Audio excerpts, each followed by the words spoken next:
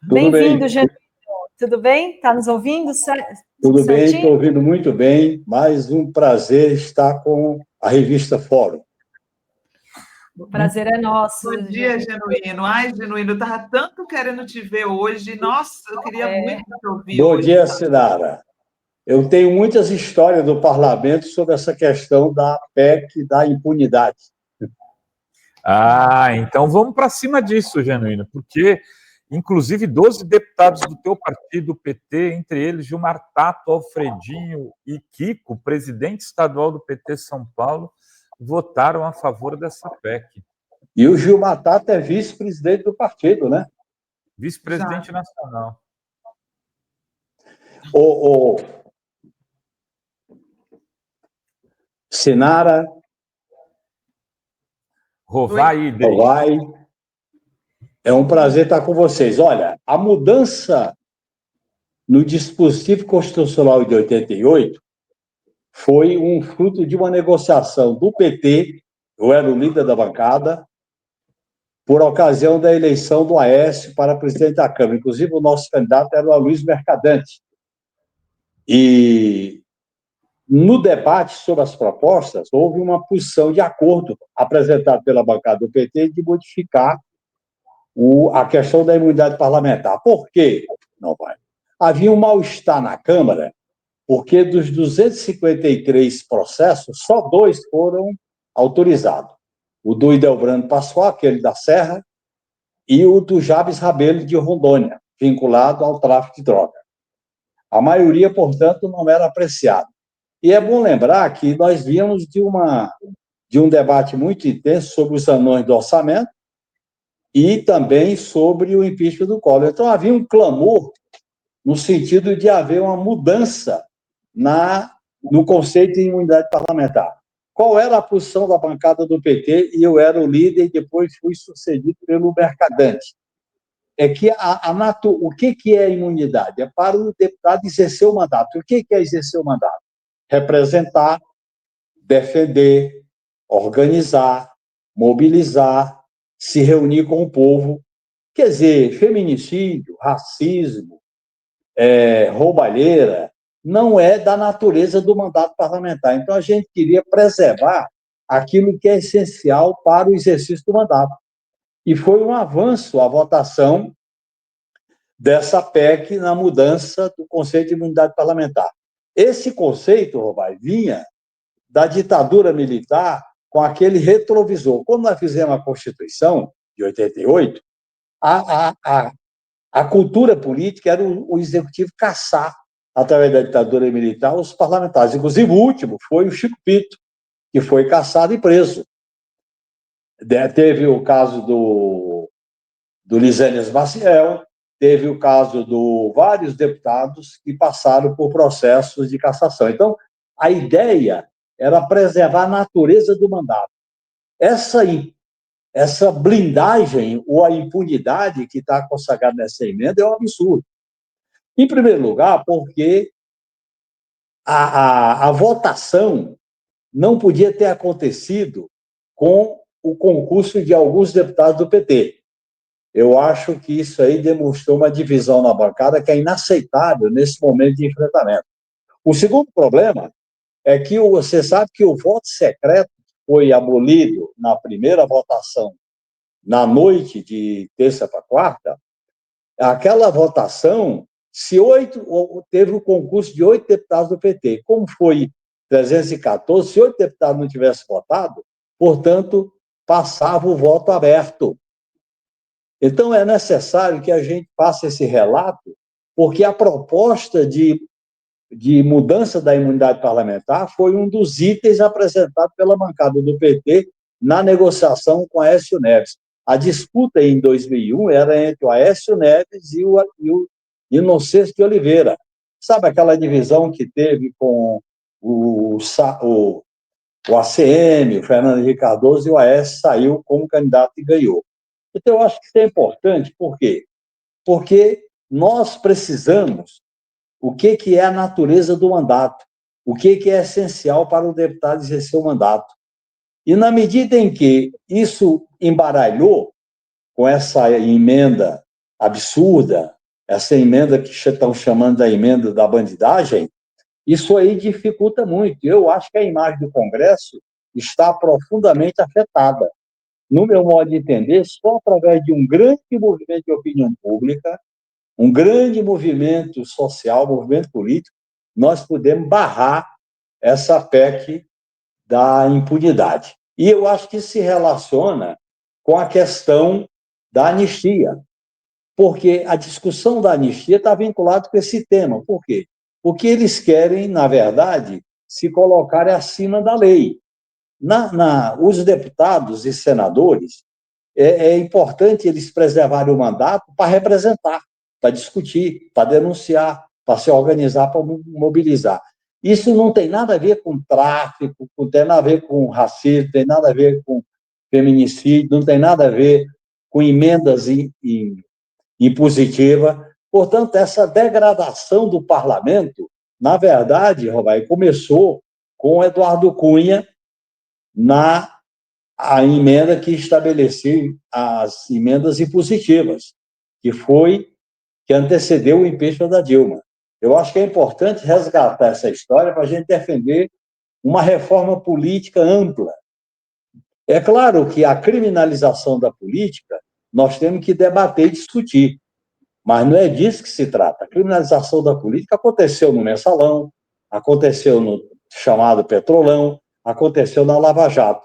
E essa criminalização da política levou ao surgimento de uma visão fascista nas ruas, nos movimentos sociais, em alguns setores da mídia corporativa, que aproveitou aquele momento para fazer o que se chama guerra híbrida, ou como aconteceu no Egito,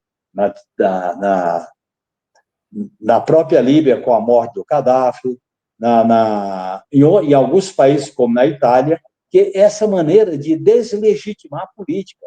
E nós temos que deixar muito claro que nós temos que recuperar o papel da política, o papel da proposta de defender programas, reivindicações, posições políticas e ideológicas.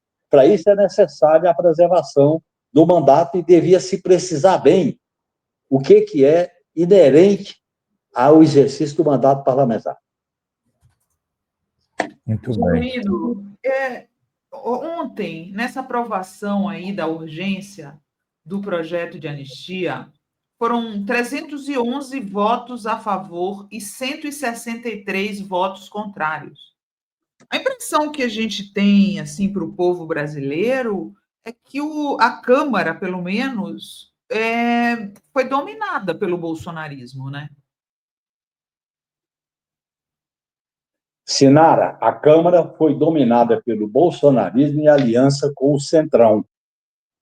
O Centrão não tem projeto de poder. O Centrão quer compartilhar o exercício do poder. Sempre foi assim. Você se lembra na Constituinte, no governo Fernando Henrique Cardoso, no próprio governo Lula, particularmente o Lula I, o Lula II. Portanto, o Centrão ele quer garantir espaço no parlamento, emendas parlamentares e nomeação de cargos.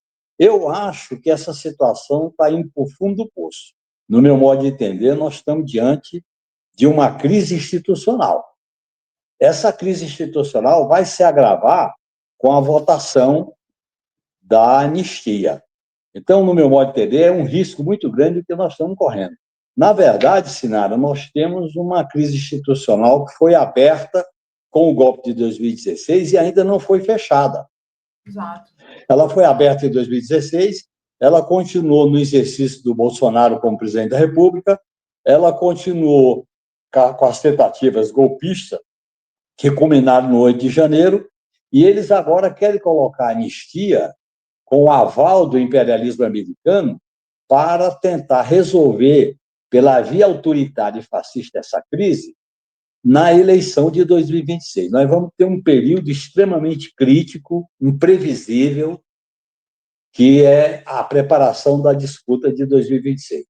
Eu acho que nós só temos um caminho seguro, é colocar o povo na jogada. É a voz do povo, a voz das manifestações, da opinião pública, as manifestações de artistas, de intelectuais, de lideranças políticas, de movimentos sociais. nós temos que criar um grande conglomerado popular e democrático para derrotar o Congresso. Se nós não derrotarmos a maioria congressual, que é a união do Centrão com a extrema-direita, nós vamos desembocar num agravamento dessa crise institucional que está se desenvolvendo desde 2016, no golpe da Dilma. No mínimo, né? No mínimo. A gente estava falando aqui, eu e o Rovai, que essa história vem degringolando desde 2013. Na verdade, 2013, que antecede a Lava Jato, o incentivo às manifestações da guerra híbrida, na Paulista, em várias capitais, e a disputa de 2014, quando o PSDB, via Aécio, não reconheceu o resultado, porque qual é o grande problema que está por trás? A classe dominante quer derrotar a possibilidade do Lula exercer o quarto mandato. Para que isso, Senado? Eles querem, com isso, terminar as privatizações, mexer nos tetos constitucionais de saúde, educação, salário mínimo, uma reforma administrativa autoritária, um alinhamento aos Estados Unidos, ao imperialismo americano, que eles querem, com isso, vamos dizer assim, construir um consenso autoritário, conservador, neoliberal, para governar o país. Portanto, o que vai estar em jogo no enfrentamento dessa crise é qual é o nosso projeto nacional, democrático e popular para disputar 2026. Portanto, o caminho é do enfrentamento. O Lula foi um habilidoso negociador na montagem do seu governo nesses 2 anos e meio. Mas a experiência está mostrando que só negociar, só dialogar, seja com a classe dominante submissa ao imperialismo, seja com o imperialismo, não é suficiente. Nós temos que fazer disputa, enfrentamento, fazer articulações mais definidas para enfrentar essa crise em ebulição. Porque, de uma certa maneira, Sinara, o Brasil tem grandes oportunidades históricas e grandes tragédias. Nós estamos diante de uma grande oportunidade histórica, que é o julgamento dos golpistas, dos 4 estrelas, junto com o Bolsonaro. Agora, essa grande oportunidade histórica não pode virar uma tragédia, uma farsa. No meu modo de entender, a anistia é uma farsa. A anistia é uma tragédia política. É mais ou menos passar a mão na cabeça dos golpistas, como muitas vezes aconteceu no Brasil. Das várias tentativas de golpe do período republicano, em torno de 15, nenhum foi punido. É a primeira vez que nós estamos punindo. Portanto, nós estamos fazendo um ajuste de conta com a nossa história. E eu acho que isso é muito positivo, é uma grande oportunidade que nós temos pela frente. E eu acho que o papel da liderança do Lula é fundamental. Eu esperava muito mais do PT. Fiquei muito triste com a votação dos 12 deputados do PT na PEC da blindagem e os 8 que votaram para manter o voto secreto. É bom deixar isso claro. Se os 8 não tivessem votado no voto secreto, nós tínhamos derrotado o voto secreto. Porque, veja bem, você acompanhou muito bem, Sinara, e sabia que lá na Câmara você acompanha a maioria e declara voto. Isso é do processo democrático. Você diz, eu sigo a orientação do partido, mas penso de maneira diferente. Porque a fidelidade do deputado é no voto. Ele pode votar com o partido e declarar que discorda daquela posição do partido. Nem isso aconteceu com esses 8 deputados na noite de quarta-feira para hoje e dos 12 que votaram com a desculpa que era para facilitar a derrota do requerimento de anistia. O que isso revela? Uma mistura de ingenuidade, de um certo oportunismo, de uma certa degradação política, de, nesse momento, você tem que demonstrar unidade de comando, unidade de ação em torno do projeto democrático, nacional e popular. É disso que, no meu modo de entender, o PT tem que tirar essa lição. Eu vivi essa experiência durante 26 anos no parlamento, de antes da Constituinte até 2010, e essa foi uma experiência consolidada na bancada do PT. A bancada do PT nunca se dividia, ela pode manifestar voto, mas sem se dividir, porque a unidade política é fundamental. principalmente quando nós estamos no governo. É fundamental você ter unidade política. Nós não vamos enfrentar essa extrema-direita fascista e esse centrão se nós não tivermos unidade política. Eu entendo, inclusive, que era fundamental o PT tomar a iniciativa de fazer uma frente mais definida com os partidos à esquerda e de centro-esquerda para atuar junto ao Lula na preparação da sucessão da eleição de 2026. Ô, Genuíno, você, em outros tempos, quando isso ocorria, deputados eram punidos, né? Sei que faz tempo que essa tradição mudou dentro do PT, mas você acha que tem que ter uma discussão a respeito disso, de uma fidelidade do voto no Congresso? Porque isso tem os dois lados, né? Em alguns casos, o partido e o governo exigem uma posição mais à direita e o deputado que quer votar à esquerda também não vai poder. O que você acha disso? Olha, em primeiro lugar, para abrir processo de cassação, o partido tinha que ter fechado questão na bancada junto com a executiva. Não aconteceu isso. Agora, o debate político sobre a atitude desses parlamentares tem que ocorrer na base do partido. E é fundamental que, olha bem, eu vivi experiência quando o Eduardo Jorge foi censurado quando eu estava na liderança. Eu vivi experiência quando estava na presidência do partido, que eu acho que foi uma posição muito intransigente em relação a Luiz Helena, em relação ao Babá e em relação a Luciana Genro, que eu acho que eles tinham que ter sido censurados, não expulsos do partido. E eu vivi a experiência que nasceu do colégio eleitoral, quando 3 deputados do PT, a gente era 9, ficaram 6, foram ao colégio eleitoral e o PT fechou questão contra o colégio eleitoral. Portanto, eu prefiro que a gente possa agir politicamente.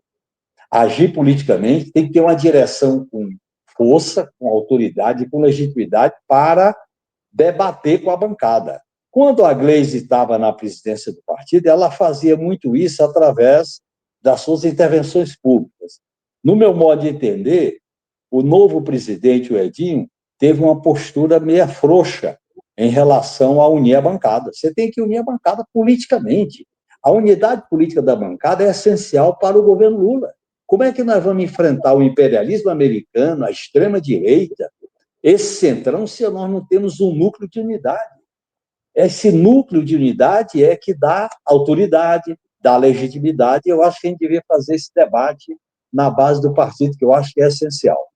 Eu vivi essa experiência em momentos, como eu já relatei aqui, cruciais na vida do partido. Eu acho que a gente tem que retomar.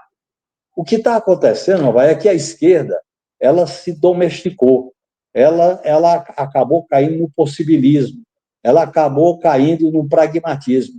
Você tem que fazer alianças, acordos, mas sem perder o futuro, sem perder de vista o futuro.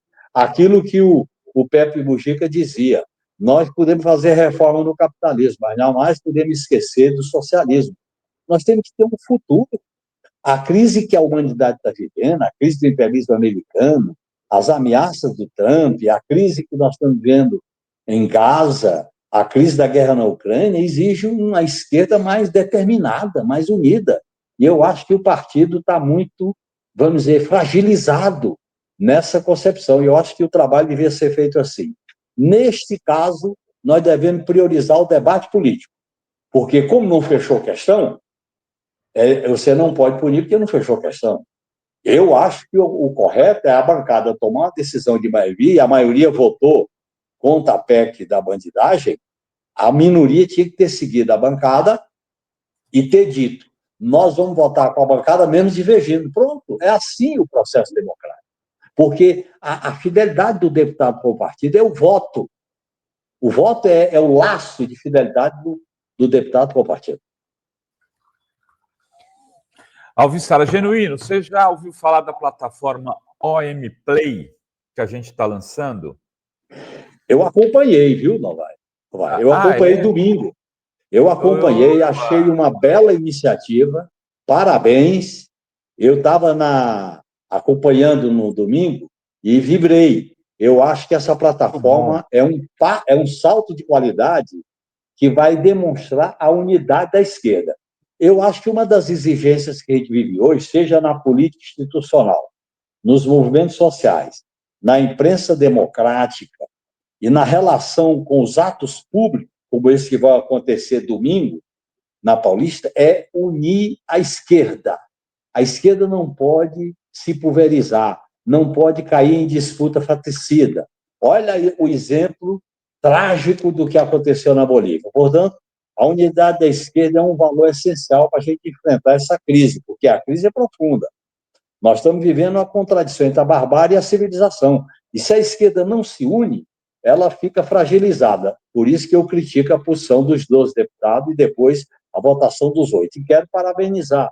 Eu assisti a tua intervenção, assisti a tua proposta de curso com a marca da revista Fórum, assim como outras plataformas que vão surgir. Eu acho muito importante. A gente pode fazer uma unidade respeitando as identidades, respeitando as características de cada veículo da imprensa democrática. Parabéns por essa brilhante iniciativa. Conte comigo, aí, viu, Roberto? Então, já quero te convidar para dar um curso na OMPlay. Vamos discutir aí o que curso é, mas eu gostaria de ter um Genuíno falando, por exemplo, sobre a redemocratização no Brasil, sobre a experiência no parlamento. O Sérgio Amadeu é o nosso curador, eu vou falar com ele. Eu, inclusive, sugiro, além desses temas aí, a gente fazer um relato da minha experiência na Constituinte, né, Roberto? Exatamente. Eu ia falar, o terceiro ponto que eu ia dizer era esse, era constituinte. Então, vamos conversar, Genuíno, porque, Idri, vamos presentear o Genuíno já, vamos mandar uma senha para ele poder assistir os cursos, para ele ter ser um dos nossos assinantes vipíssimos, vipérrimos aí da OMPlay. Dri, apresenta o OMPlay para quem quiser assinar. Está aqui na tela já, então convido todo mundo a conhecer omplay.com.br e fazer a sua assinatura, e você vai ter acesso a todo o acervo de cursos. A gente já tem uma série de cursos 18 já cursos disponíveis, e são 3 linhas por enquanto, uma dos grandes pensadores, então tem Lenin, Hannah Arendt, Freud, Bauman, e sempre com nomes renomados e respeitados. Lenin, por exemplo, é com Emir Sader, Freud com Thales Absaber, Paulo Freire com Daniel Cara, temos a linha Como Combater o Fascismo, que aí tem com o Zé Dirceu, Pedro Serrano, e tem também os grandes temas. Então, a gente tem cursos sobre a Era Vargas, trumpismo. Então, faça parte da OMPlay, vem conhecer os planos 12 vezes de R$ 39,90, você já tem acesso a todo o acervo, ou o plano anual de R$ 69,90, que você garante um acesso gratuito para quem você indicar, professores, estudantes de baixa renda, quem você indicar, você presenteia uma assinatura da OMPlay. Então, bora lá fazer parte dessa nova plataforma. É só eu me comprometo, Rovai, com uma palestra, uma aula, um debate sobre a experiência da Constituinte. Eu tenho arquivos, eu tenho publicações, eu tenho uma memória muito rica, eu me disponho a fazer parte desse esforço com o tema da Constituinte. Constituição de 88, Constituinte. Constituição Perfeito. de 88. Já acabamos de anunciar um novo curso aqui, só vamos procurar o Genuíno para organizar isso. Teremos um curso do Genuíno sobre a Constituinte e a importância dela para o Brasil, enfim, o que o Genuíno quiser, a gente arredonda isso daí. São 4 aulas, Genuíno, de meia hora cada aula, ou duas aulas de meia hora cada aula. É um modelo que a gente Eu topo, é só vocês mandarem o link e a gente acerta direitinho o dia, a hora. Eu estou fazendo muito esses cursos. Você sabe que a minha prioridade agora não é disputar eleição, nem cargo. É contribuir com a formação, por exemplo. Eu vou participar de um debate no Instituto Cajamar com os movimentos populares. Vou participar também de atividades na base do PT. E eu acho que isso é muito importante. Eu vivi a experiência da Constituinte, vivi minha relação, minha experiência com as Forças Armadas, e eu quero contribuir com vocês com esses cursos. Pode contar comigo, é questão só da gente acertar direitinho a hora, o dia e o link. Pronto. Pode botar e pode anunciar. Aí, anunciando ao vivo. Quem sabe faz ao vivo, Dri Lourenço. Aí, ó. Muito bom. E tem, assim, várias mensagens aqui da comunidade que está acompanhando aqui ao vivo, com muitas perguntas para o Genuíno aqui. Vou trazer, então. A Márcia pergunta: o STF não poderia derrubar por ser inconstitucional? Eu acho que não sei se ela está se referindo à PEC da blindagem ou a essa espécie da anistia que foi aprovada a urgência ontem, Genuíno, mas poderiam, na sua opinião? Pode. E eu vou dar os seguintes argumentos. A PEC da anistia ela é inconstitucional porque o próprio Congresso votou uma mudança no Código Penal em que tipifica o crime de golpe de Estado, de organização armada e tentativa de golpe de Estado. E isso está de acordo com o artigo 60 da Constituição, as chamadas cláusulas pétreas, que não podem ser alteradas por emenda constitucional. E nessas cláusulas pétreas está a separação dos poderes. O que eles atacaram com a tentativa de golpe era exatamente esse item, esse inciso da separação dos poderes. E no inciso 44 do artigo 5º está claro que o crime de organização armada, que ali foi um tipo de crime de violência planejada, também fere os direitos e garantias individuais. Eu acho que esse debate vai ser um debate muito importante, porque, olha bem, se eles aprovarem a anistia, o presidente Lula tende a vetar. Se eles derrubarem o veto, vai para o Supremo. Isso é o relato de uma crise anunciada. Relato de uma crise anunciada. Nós temos que saber como trabalhar nesse movimento em defesa da democracia, porque é pela primeira vez na nossa história, Cris, Rovai e Sinara, nós temos a independência nacional, a questão democrática e a questão social misturada. Os três eixos de um projeto de país estão se conectando. Isso é muito importante. Isso é salutar para a disputa de um projeto alternativo de país. Tem mais aqui o Saulo Cruz diz: por que é tão difícil para um governo de esquerda ter apoio parlamentar no Congresso Nacional, mesmo oferecendo participação nos ministérios?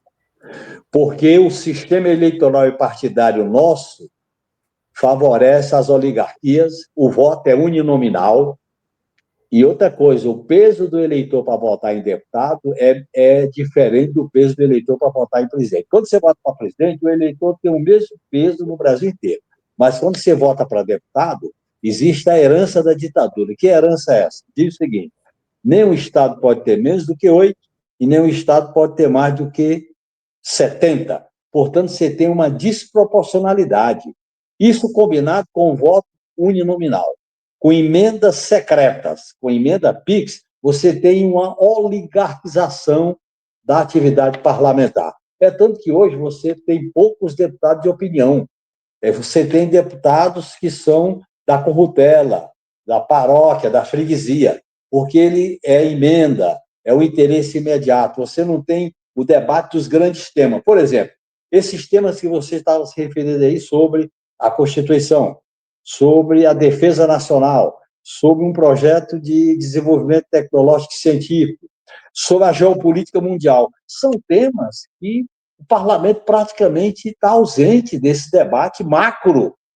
E olhem bem, você sabe que na nossa história já teve momentos de grandes debates, na década de 50, na década de 60, debates fundamentais com grandes intelectuais que surgiram nesse processo.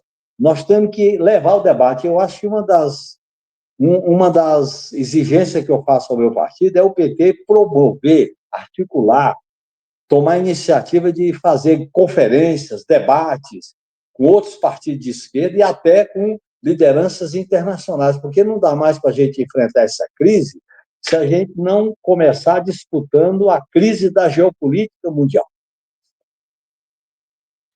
Genuíno, eu queria te perguntar uma coisa. Posso fazer uma pergunta? Pode. A gente vê essas coisas acontecendo no Congresso, né?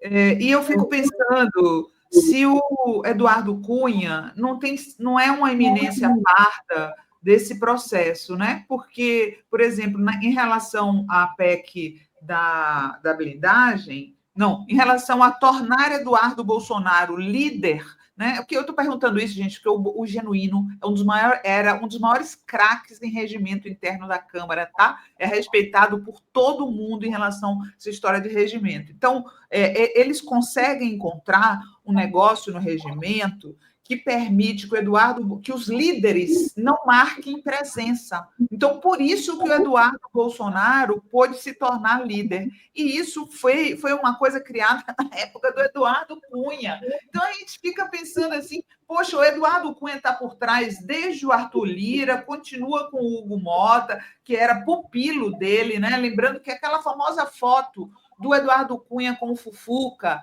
assistindo futebol, o Hugo Mota também está ali, novinho, entendeu? Então, eu fico com a pulga atrás da orelha, Genuíno. Sinara, eu convivi muito com o Eduardo Cunha quando ele foi presidente da Comissão de Constituição e Justiça. Convivi com o Arthur Lira, também na Comissão de Constituição e Justiça. E é claro que o Eduardo Cunha, ele articulou as emendas impositivas, ele articulou essa interpretação do regimento de promover uma emenda aglutinativa para salvar o voto secreto, coisa que não podia acontecer. Isso tem que ser derrubado. Eu acho que o PT devia entrar no Supremo, à esquerda, contra esse casuísmo de fazer uma emenda aglutinativa depois da votação da PEC, e ele promoveu isso, como ele produziu essa ideia do líder ficar ausente. Olha, o líder de bancada, o líder da minoria, da maioria, ele tem que estar presente em todas as sessões, até porque ele orienta, ele debate, ele polariza, ele articula, seja nas comissões, seja no plenário. Portanto, eu acho que ele está por trás, o Arthur Lira está por trás, e o Hugo Mota, no impeachment da Dilma, você sabe que ele foi um dos 32 deputados mais radicais a favor do impeachment da Dilma.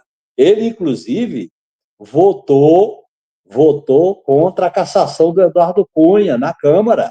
Portanto, ele é um fiel escudeiro do Eduardo Cunha. Nós não temos que ter ilusão nisso.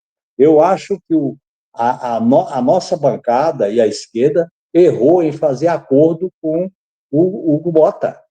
Primeiro que ele não tem experiência legitimadora como tinha, por exemplo, o Eduardo Cunha, o Arthur Lira. Ele não tem essa experiência, ficou claro naquele motivo. Segundo, a história dele no parlamento é uma história de súdito, do que há de mais conservador e reacionário.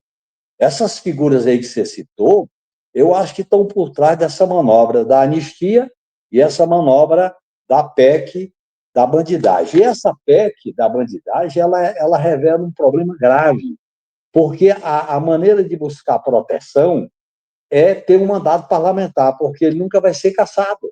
E você sabe que há um movimento no Brasil e no mundo de vinculação do crime organizado com a política, com prefeituras, com assembleias e com o parlamento. Isso é um risco muito grande. E eu volto a repetir, a primeira tentativa de vinculação de deputado com o tráfico de droga foi na gestão do Ibsen Pinheiro com o deputado Jabes Rebelo, de Rondônia, que o irmão dele foi pego num carro com as digitais deles, com o documento dele, traficando cocaína para São Paulo. Por isso que ele foi cassado. Aliás, dos 253 caçados, denunciados, só 2 foram caçados. O Delbrando Pascoal, aquele que cerrava as vítimas, e ele. E eu acho que, nesse sentido, o Eduardo Cunha, ele é o articulador, ele é vamos dizer assim, o líder dessas manobras que ele faz. E eu acho que, nesse sentido, é uma liderança muito perigosa, porque ele atua nos bastidores sem aparecer. Eu não tenho a menor dúvida que o Hugo Mota é súdito dele. E o Paulinho da Força, relator desse PL da anistia genuína? Olha, veja bem, no passado, quando a gente indicava relator, e você conhece bem isso, Senara, a gente, seja pela direita ou pela esquerda, você buscava deputados com história, com relações políticas democráticas, independente de posição ideológica, com larga experiência, Não é o caso do Paulinho da Força Sindical, acho que não é o caso. Ele, inclusive, assumiu o mandato porque ele estava na condição de suplente.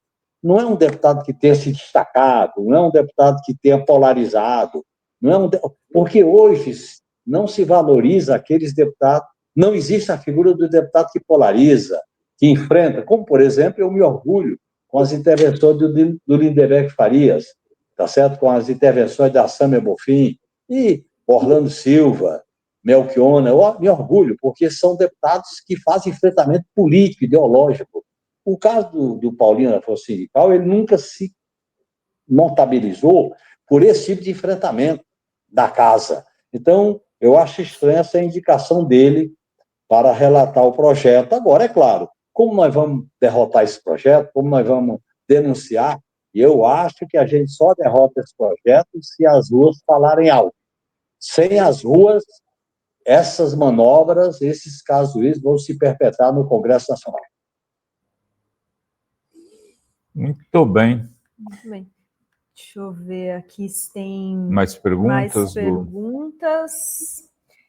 O Edson Joane diz: bom dia, Genuína. Eu defendo um expurgo radical dos golpistas, não só em cargos de ministério, mas também em outros escalões. Você vê problema nisso? Vejo. Eu acho que o governo Lula ele fez um governo amplo, mas eu acho que tinha que ter um critério fundamental. Essa amplitude não pode beneficiar golpistas, bolsonaristas e conspiradores contra a democracia, seja na área militar, seja na administração civil, seja em cargos de segundo escalão. Eu acho que isso é um divisor de águas. No meu modo de entender, a gente tinha que ter sido mais criterioso com algumas indicações. Eu tenho ouvido falar que muitos funcionários do segundo e terceiro escalão nos ministérios são militantes bolsonaristas. Quando você ganha uma eleição, você ganha com um programa, você ganha com uma posição política.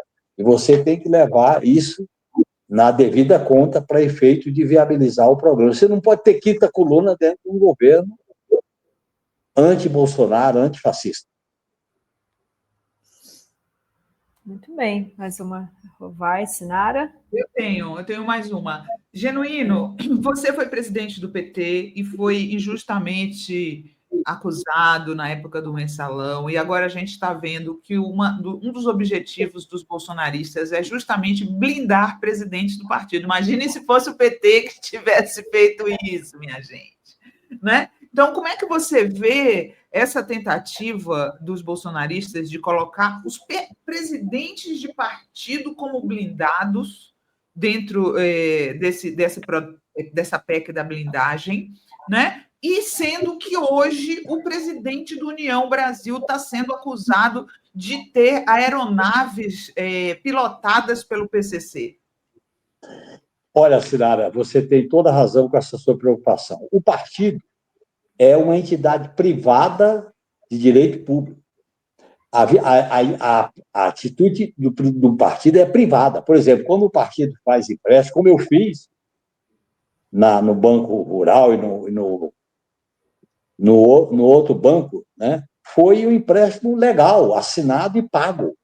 Portanto, o presidente de partido, ele exerce um cargo público, mas de natureza privada, porque não é um cargo do Estado. Você estender a imunidade parlamentar para presidente de partido, primeiro, isso descaracteriza a ideia de que eles falam de que a imunidade é para preservar o mandato. Você estender isso para presidente de partido, você vai fortalecer a oligarquização da impunidade para os presidentes de partido, porque hoje o partido, com o fundo partidário, com o fundo eleitoral e com essas emendas PIX, ele acaba tendo um poder muito grande. Inclusive, eu acho que os partidos de esquerda têm que ter muito cuidado com isso. Então, o partido é uma entidade privada de interesse público. Ele não pode se beneficiar desse tipo de imunidade como é o deputado, como é o senador. Já o deputado e o senador, você tem que precisar que a imunidade é para garantir o exercício do mandato. O que é mandato parlamentar? Representar, falar, denunciar, discutir, apoiar, se mobilizar, votar, fiscalizar o governo, fiscalizar os demais poderes. Tem muitas denúncias contra deputados que não tem nada a ver com a natureza do mandato parlamentar. Nós temos que preservar aquilo que é da essência da representação parlamentar. Portanto, o presidente de partido tem imunidade parlamentar, olha, é mais ou menos, e eu travei essa batalha junto com Roberto Cardoso Alves, é mais ou menos as imunidades tributárias para as igrejas, que acabou também virando uma espécie de casuísmo que tem esse negócio de imunidade parlamentar. Eu digo imunidade tributária porque quando eu estava na Câmara, eu e Roberto Cardoso Alves fizemos uma proposta de emenda constitucional, ele assina em primeiro lugar e eu assinei em segundo, eliminando esse negócio da imunidade tributária. Então, eu acho que essas imunidades, essa extensão, você vai estimulando a oligarquização do poder. Mais grave ainda é que se você faz um partido apenas para administrar o partidário e emendas impositivas, o que isso tem a ver com o conceito de imunidade parlamentar? Quer dizer, a imunidade, nos termos em que eu estou colocando aqui, é para garantir o mandato. O mandato é legitimado pelo voto. O mandato tem uma relação de representação com o povo, com os eleitores.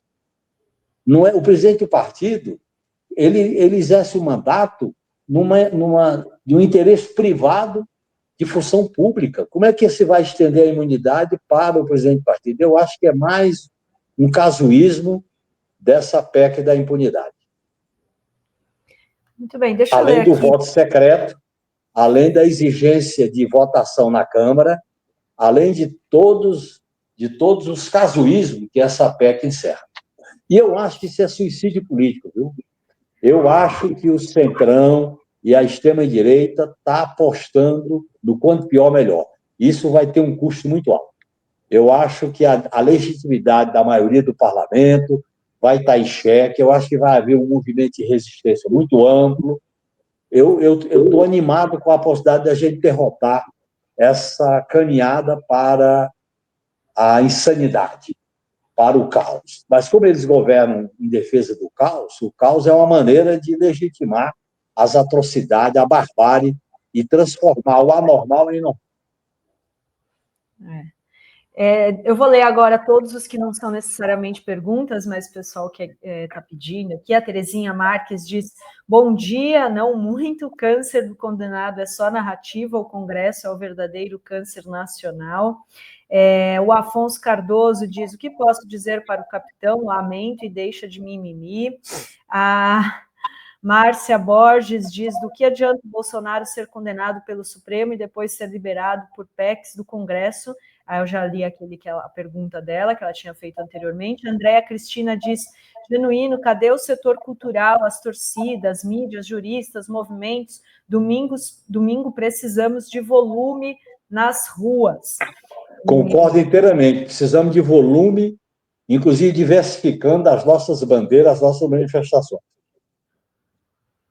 E ela diz ainda aqui, Andréia: aqui em Minas, extrema-direita está dentro dos templos, se armando a ordem a exterminar a esquerda e artistas vão nos cercar. E ela diz aqui, novamente, domingo tem que ser grande. O Alexandre Júnior diz: boa tarde, companheiros, ótima participação do Genuíno, abraços, ele que é de Quixeramobim, do Ceará. Ceará, terra do José Genuíno. Eu vim do Encantado e passei em Fortaleza e fui para o mundo.